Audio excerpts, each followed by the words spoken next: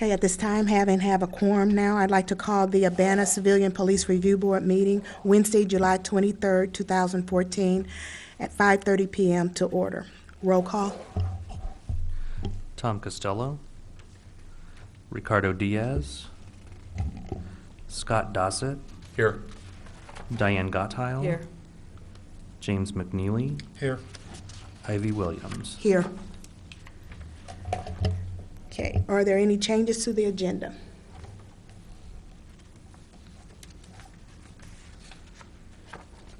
Having no changes, I'd like to ask for approval of the minutes. So moved.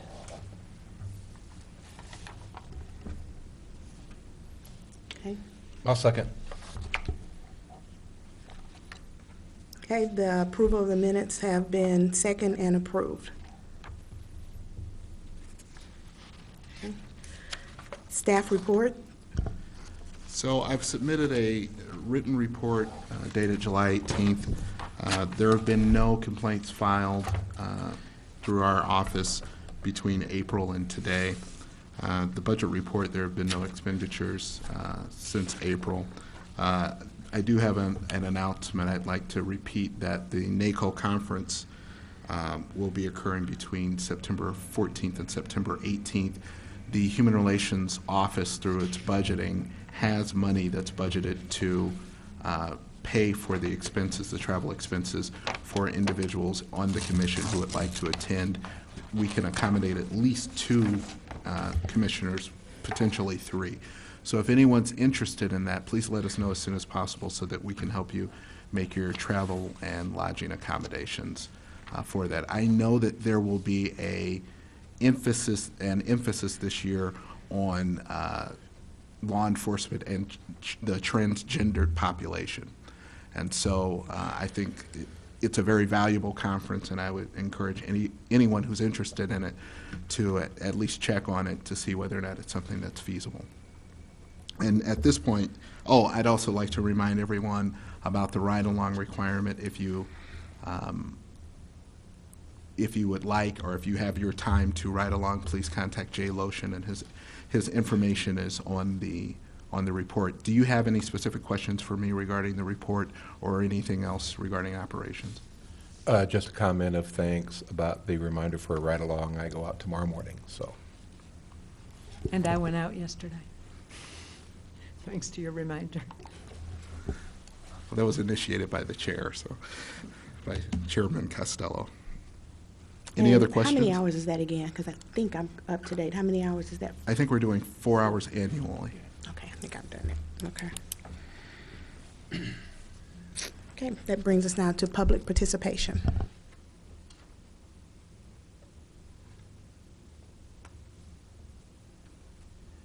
Right. Well, we're glad to see everyone in attendance tonight. We'll go ahead and move on now to old business. Do we have any old business? None? You guys are making this too easy for me tonight. Okay. New business. And if I'm mistaken, that's where Officer Conley's. Yes, 7A? so we have a TASER policy development and review process presentation by Chief Connolly. I just demoted him. I said officer. Good evening, everybody. I'm going to start with the caveat that I acknowledge that the topic of tasers use is controversial and not supported by everybody in the community. However, through a series of presentations and meetings, the City Council has now authorized me to work with the Civilian Police Review Board to develop a draft policy that will address training, use, and record keeping for the limited deployment of tasers.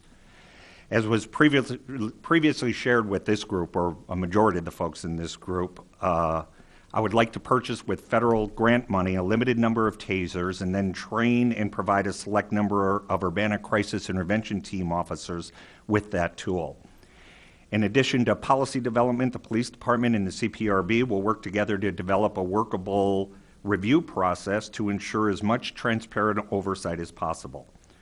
Although the ultimate goal is to provide 10 CIT officers with this tool, the limited number of grant funds may limit the initial purchase to 5 due to increased equipment costs since we began developing this process, as well as some additional training issues, and now they're even coming out with a better camera, so I want to include that as well. So initially, we're going to have to limit it to the amount of money that's available in the federal grant, which would put us at about 5.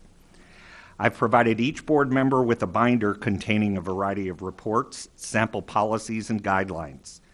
This information is provided to you in an effort to assist you in developing any questions or concerns about, first, policy for use, and second, process for review. The ultimate goal is to create a workable TASER policy and review process that I can bring back to the City Council for final approval. I'm requesting initially that 2 CPRB officers work with the police staff on a subcommittee that will meet over the course of the next 3 months and create a draft policy and review process. My goal is to present these documents in draft form to the other CPRB members during the October 22nd, 2014 meeting. I would like to obtain final input from the board at that time. These policies are borrowed from a variety of agencies that are presented in your book there.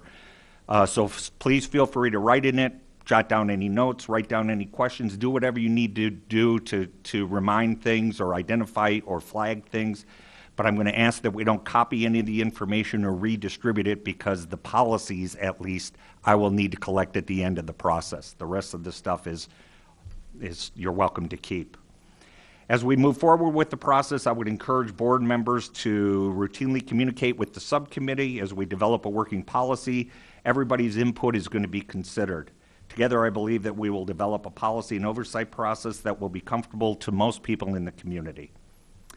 So with my remaining time, what I'd like to do is quickly go over just the contents of the books for you folks, and then if you have any questions or suggestions, feel free to shoot me any issues. And then in addition to that, I've included my business card in this booklet, which has my email and my cell phone. So as you're going through this process and you read something and you say, I don't understand what that means, or I'm confused by this, feel free to shoot me an email or give me a call on my phone, and I'll be certainly happy to try to answer those for you.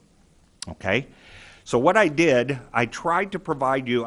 First of all, I know that I inundated the City Council folks with a ton of information, empirical data, Department of Justice studies, just a ton of information, and I tried to reduce what I provided to the CPRB folks with just the pertinent information that there seemed to be recurring questions throughout the presentations in the process.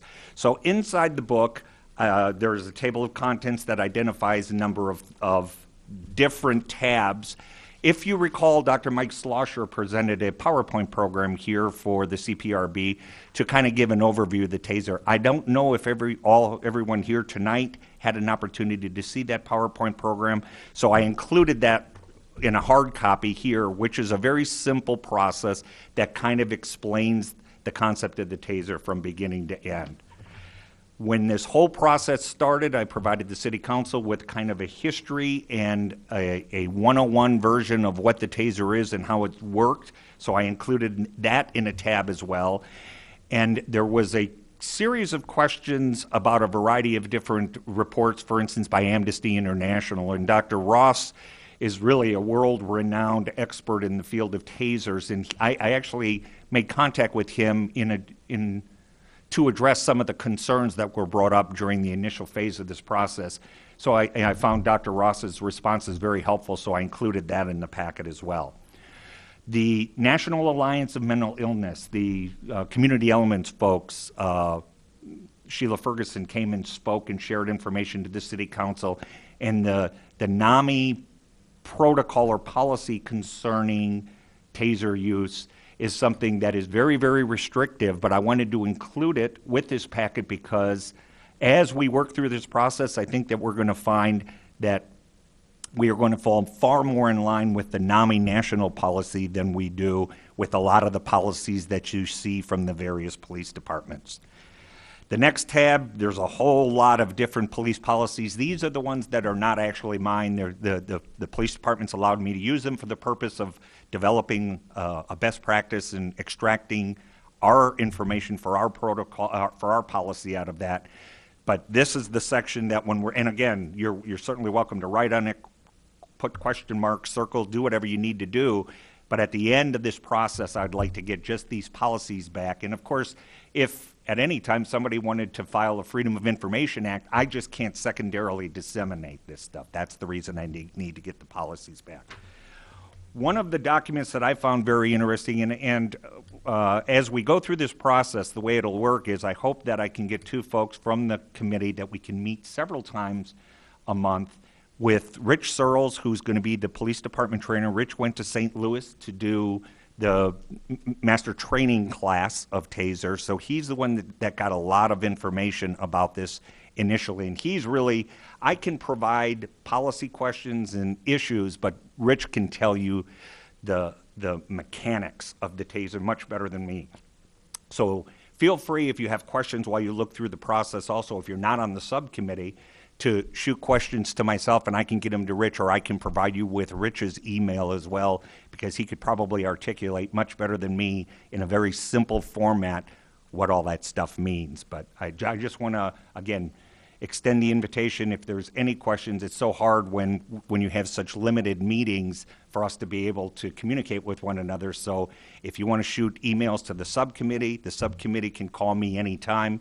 Any of you can call me anytime, or we can get together with Rich. But I hope that with the two CPRB reps and myself, Rich, and at some point I'm going to bring some of the use of force folks in, because although this is just one policy, for those who have been in the police ride-along programs and that, you will see that many of the policies in the police department overlap. So if we address TASER issues in a policy, for instance, it also impacts use of force investigative reports that are prepared by the sergeants during a serious use of force event. It also includes other policies that fall in line with department goals and objectives. So a lot of the policies overlap. So I'm going to bring some of those, the defensive tactics instructors, into this process as well if you have any questions about it. And then again, hopefully what we'll do is refine this draft policy, as well as we're going to work with Todd and Tony for the review process. Because the way it will work is we'll develop a policy that we will then bring back to the City Council. But in addition to that, I want to be very transparent through this process. So what I'm asking is that Todd and Tony sit down, and they've already started that process. That's why you'll see handwritten notes under the second to last tab, because this is where we're going to actually increase another section in the CPRB policy that's going to address TASER review. And that'll be a work in progress as well. But the subcommittee will be privy to that, and what I will ask Todd to do is, as Todd, Tony, and I sit down and refine this, I will get that information to the rest of the CPRB folks so that they can see how that is building as well. And again, I would encourage any feedback or issues or concerns to be brought back to me, and then we'll try to fine-tune it. The last section, and I'm sorry, in between there's just some pretty interesting reading about some Department of Justice studies, some issues with respect to police agencies who have had some problems with tasers, and how the Department of Justice stepped in and provided some guidelines that said this is the best practice that we expect you to follow. So I included all of that because I fully intend to use a lot of that in the policy development for the city of Urbana. The last section in the book identifies the tracking method that I think we're going to use. And again, this is all a work in progress, but I think it's really important, just like we do with firearms, well beyond just when we use a firearm and actually have to use it. Every time a police officer removes the firearm from his holster, that information is documented and it's tracked, and it's reviewed by a use of force review committee so that we can determine what we need to do to improve on training, improve on policy issues. So this tracking, this spreadsheet, the last section in here, is something that the University of Illinois Police, I'm actually stole it from them, because it's very, very informative with respect to if a taser is removed from a holster, it's documented, it's identified why the taser was removed, If the safety was taken off, in our case, the cameras will go on at that point, and then as part of the review process, the CPRB will see that deployment, even though we may be looking at nothing more than the safety being turned off or the laser being turned on, at which point the camera starts, and then it was never deployed. Compliance was obtained, and as a result, they never deployed the taser. So that will be a work in progress as well. But I wanted to give, in case you had any questions about how do you plan to track it, this is going to be a good visual. I think it will work for me certainly, but for you guys as well, so that you know how often the taser is being even removed from a holster. So I know I threw a lot of information at you. This is going to be a work in progress. We have several months to work on this together. I will certainly entertain any questions that you might have now, or if you want some, you need me at any time, feel free to contact me. Or if you want some time to just digest all of this and then get back with me and say, okay, I've had an opportunity and now I have some questions about this. I'm not sure, Todd, what the procedure is for identifying, I guess, Ms. Williams, since you're chairing it, for the subcommittee development. But if we could get an idea of who will be working on the subcommittee, that would be very helpful to me, because I really want to move the process along. Normally, we simply ask for volunteers among ourselves, and it's worked in the past, and usually we get volunteers readily. Great. Or maybe someone will, after having looked through the information, or maybe decide at a later time. Great. But at this time, we can ask if we have any volunteers, and if not, then we can try to get back with you as soon as possible. So with that being said, do we have any volunteers tonight that would be interested in taking part? I had a simpler housekeeping question I was wanting to ask before maybe this will delay. You guys can all think about who wants to volunteer now. I want to make sure I don't spoil the book here, and I lost track a little bit of what I mark when I read. Is this Absolutely mine? understood. You mark anything you want, Okay. anywhere you want. The Okay. only thing I have to do at the end of this process is if you look at the tab that identifies the A through I Right. of other agencies' policies. Right. That's the only section in the book. And again, mark all over that if you want. Okay. Highlight it. But you need those Cut back. and paste. I just need those policies back because I can't secondarily disseminate those. Okay. And again, mark through anything you need. Yeah. I have a question. Maybe I didn't understand correctly. Chief, the committee will consist of 2 members of this board plus, A variety of police officers. Rich Searles and myself specifically, because of the policy development and the expertise Rich has. But at some of those meetings, I intend on bringing in additional experts, for instance, our defensive tactics instructors. If there were questions among the subcommittee as to at what level of force do you feel it's appropriate to use a baton, someone from our defensive tactics cadre would be better able to articulate that and explain it than Rich Searles or myself, only because they teach it and train it every day. So we will periodically bring other folks in that might have I see. some expertise. I personally think that since it's so much information, that it might be wise for us and for whomever isn't here for this meeting to be able to take a look at this and then let Todd know that we're volunteers, and if we have more than 2, we'll just decide how to deal with that. Sure, I'll agree to that. With that, I'm comfortable with that. Do we need to vote on that? I think we can just, No, but what I would ask is, if we are going to put it off to a certain date, I would love to actually put a hard date Right. and time on the responses so that we can sort of get So how about a going with week? it. Yeah, I within a would, week. so perhaps by next Friday, by the end of business next Friday? Sure. Yeah. Does that make sense? That gives a little bit more than a week, but it also gives, like, I know both Commissioner Diaz and Costello are out of town, so it would give them an opportunity to get back, hopefully. So that would be Friday, August 1st by 5 p.m. Is that agreeable to everyone? Does that give you enough time? Oh, that's fine. And then what I would like to do is develop an email list of those two committee members and myself and Rich Searles, and then we can start with Cassie, who actually I should recognize put all of these books together, by the way. Cassie can then do some calendar scheduling so that we can set up a few days to sit down and meet and talk and eat lunch and work through this. Or dinner or breakfast, whatever's easiest for the subcommittee. Do you have an estimate about how much time you think it will take to put a draft policy together, given the other things like that you've worked on? I mean, how big a time commitment do you think it's going to be in terms of the meetings? If we could meet for a few hours every other week, that would be wonderful. Now, I realize schedules are incredibly, but, you know, I will accommodate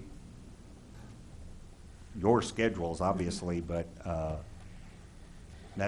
that's my goal. And if we get it done sooner, that's great. If we need more time, I understand that too. This is, I have a sense of urgency to this only because it's been a long process already. I will take as much time as it needs for the CPRB to feel comfortable and the city council folks to feel comfortable until we can make this a workable process. But I would say if we can meet every 2 weeks for a couple hours, that would be great before the October 22nd meeting. Yeah.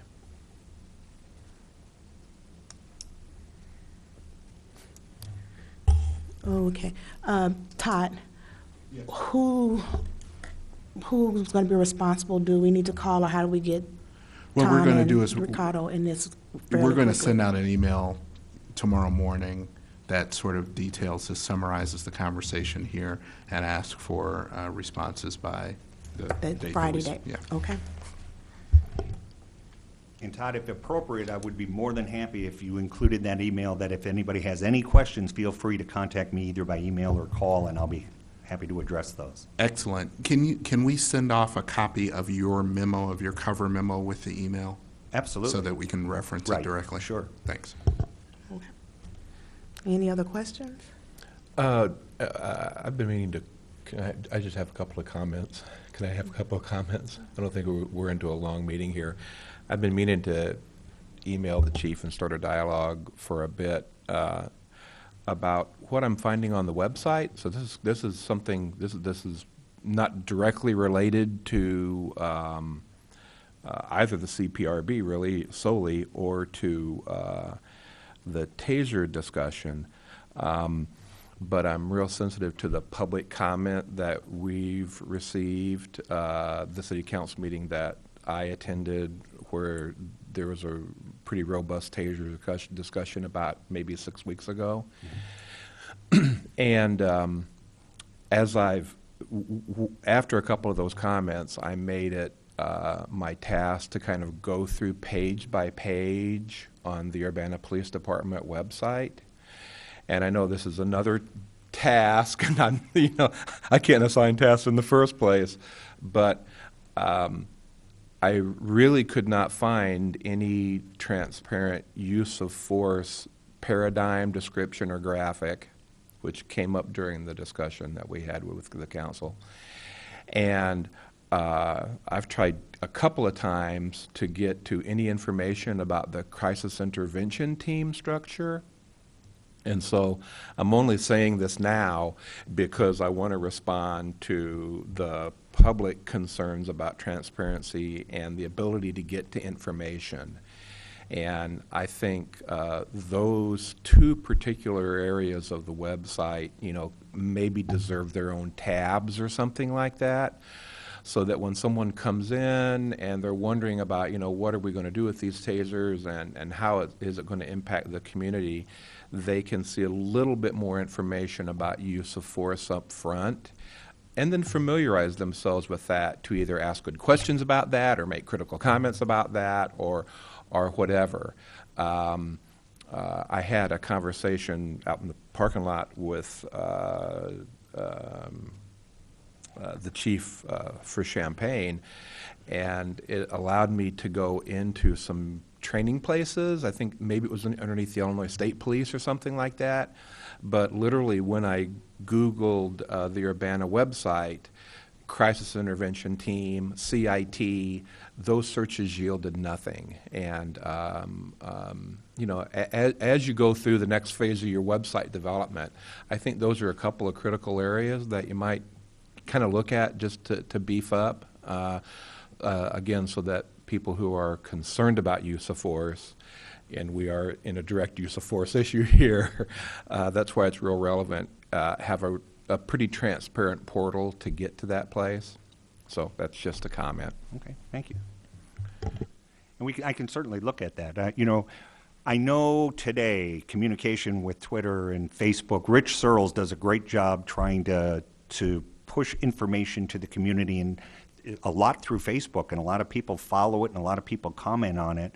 And maybe one of the questions that can be posed in that process is give us some feedback on what you would like to see more with respect to the way the police do things, and maybe we can feature that. So that's certainly something we can entertain. Yeah, I'm not a real big Facebook guy. I don't even have it. Yeah, so I was literally thinking about the way the page is structured. Got it. Underneath when you click on the Urbana Police. Got it. So just the website is what I was referring to specifically, because I don't want to tweet.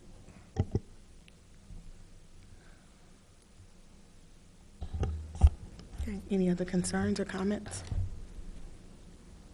Okay. Okay, this is a comment kind of related.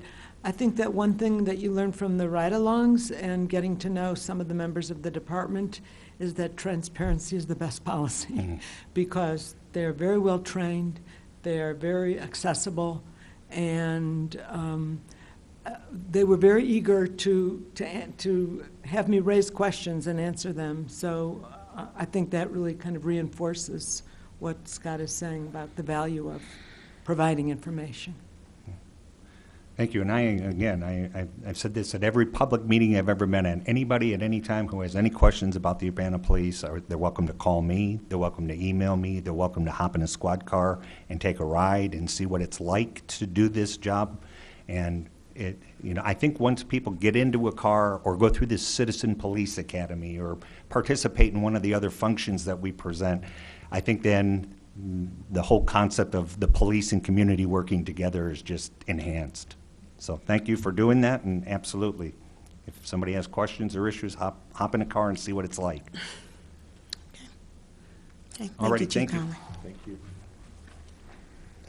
Okay, that brings us to 7B, the fiscal year 2013 compliance statistics. All right. We've passed out the complaint statistics for fiscal year 2013, I believe. And what I really would like to get is a feel from the board. In the past, we've done sort of very glossy annual reports. And at this point, I'm wondering whether or not, I think we can put most of this stuff online, or most of this information online.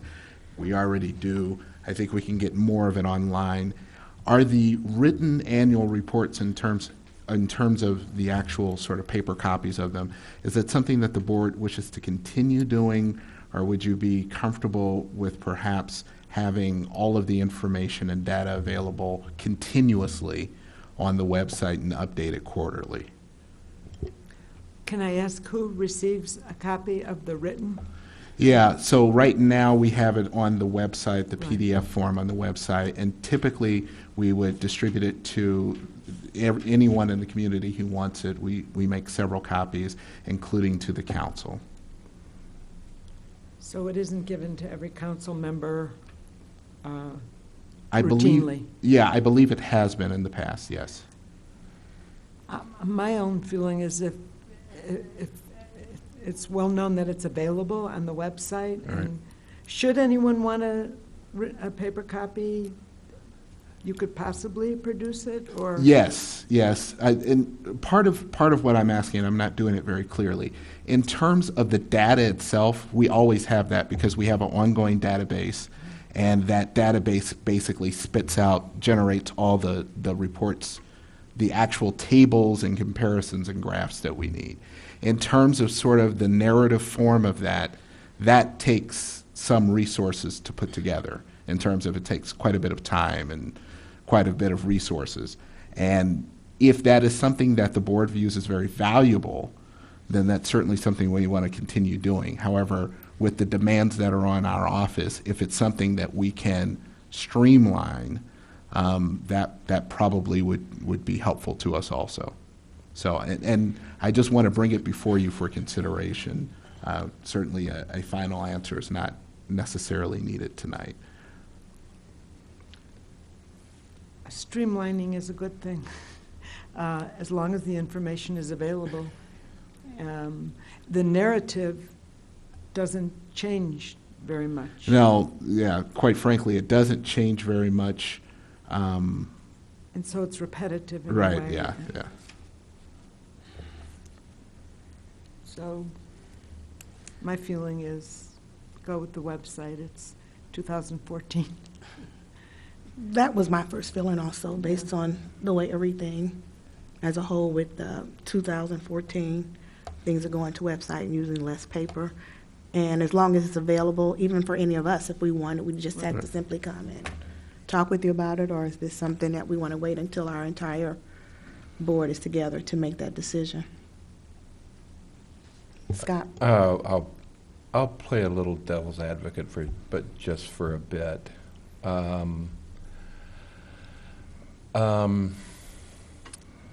Frankly, the written report serves as a mechanism to remind us of things that we are not doing. But if I had to make a choice with limited manpower, I would rather put that time into more community relations development, more brochure rewriting, more activity and outreach than I would to a report that's going to kind of look similar from one year to the next. And I am just as much, at fault of this as anybody. I'll just, I'll just plant big crosshairs on my back and say, I wish we could do more things with the community. The stuff that we're going through right now with the tasers is, all the evidence that we need to do that. And when I see the annual reports, that reminds me that there are things that we said we were going to do that in some cases we're not. So that's just a comment. Well noted, and we can get out the last annual report to remind us of what we should be doing more of. I'm going to make the suggestion that we can wait, if that will help, until the complete board is together to make the final decision. And that's fine. What we're going to do is we're going to put up the information so it's available on the website within the next couple of weeks, because I've got it sort of all into sort of the database, and I just need to export it to all the reports. And so we'll get that up on the website, so at least you all can see what it'll look like, and see what'll be available, and then maybe that'll help us refine the discussion to what is actually needed in terms of the annual report. Okay. Does that sound reasonable to everyone? Sure. Sounds reasonable. Okay, any announcements?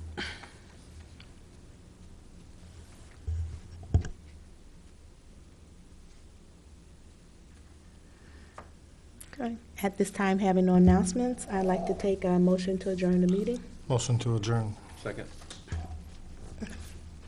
Civilian Police Review Board is now adjourned.